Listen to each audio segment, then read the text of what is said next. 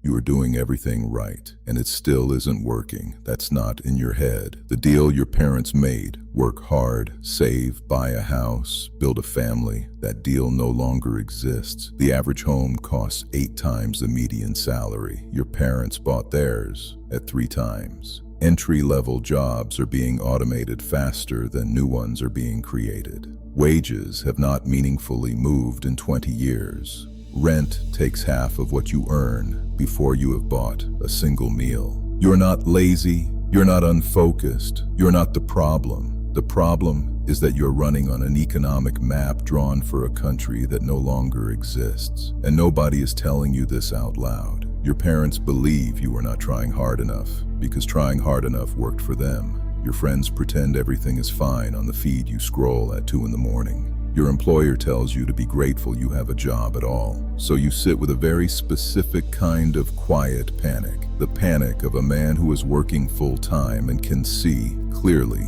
that the math does not work. Who is watching AI replace jobs he was told to train for. Who is watching a generation of men give up on owning a home, starting a family, building anything that lasts. You are not imagining it. The future you were promised is not coming. And if you stop here, if you take only the diagnosis, you will sink. So listen carefully, because the next part is the part nobody tells you. 2,300 years ago, there was a man who owned nothing. His name was Diogenes. He lived in a large clay jar in the middle of Athens. He ate what he could find. He owned a single cloak and a wooden cup, and when he saw a boy drinking water from his hands, he threw the cup away for being unnecessary. Alexander the Great, at the height of his power, traveled to meet him. Alexander stood before the jar and offered him anything: wealth, position, a palace, whatever he wanted. Diogenes looked at the most powerful man in the known world and said, "Step aside, you are blocking my sunlight."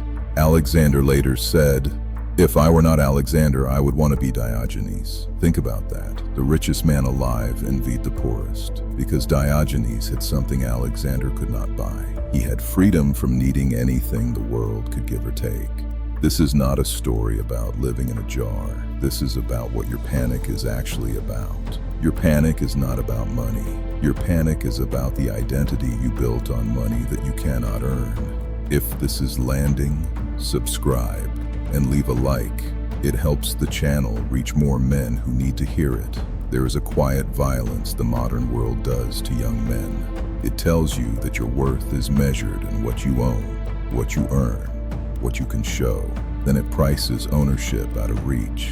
Then it watches you collapse inward and calls it your personal failure. The first thing you have to do is separate 2 questions that have been fused together in your mind. The first question, am I financially free? The second question, am I a man? These are not the same question. The modern economy has trained you to believe they are. They never were. Boethius was one of the most powerful senators in the Roman Empire. He had everything: land, title, family, influence. He was arrested on false charges and sentenced to death. While he waited in his cell for his execution, he wrote a book. He called it The Consolation of Philosophy. He wrote it in ink, by candle, knowing he would be dead within months. He wrote that fortune is a wheel. It turns, it lifts men up, and it drops them.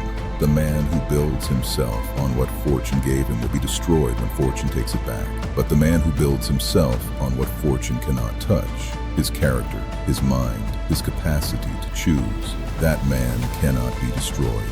Not by prison, not by death, not by an economy that broke its promises. Boethius was executed. His book survived 1,500 years. It shaped medieval Europe, the Renaissance, and every thinker who came after. More men read his words than knew the name of the emperor who killed him. He died with nothing, and he won. So here's the practical part. You cannot fix the economy. You cannot make homes affordable. You cannot stop AI from changing work. Nothing you do alone changes the macro forces pressing down on your generation. But you can refuse to let your worth be priced by a market that has failed you. You can build skills the algorithm cannot replace. You can master things that require a human being. You can maintain a body, a mind, and a set of relationships that do not depend on your salary. You can stop measuring yourself against a timeline that was sold to you by a world that no longer exists. Your grandfather owned a house at 25 because his economy allowed it. Your great-grandfather owned nothing at 35 because his economy did not. Neither of them was a better man for it. The metric was never ownership. The metric was always the kind of man you became with what you were given. You were given a harder hand. You can still play it well. The future you were promised is not coming. A better question is, what future are you willing to build with exactly what you have right now? That answer is yours. Nobody else can give it. Nobody else can take it. And that is the one thing the economy cannot touch.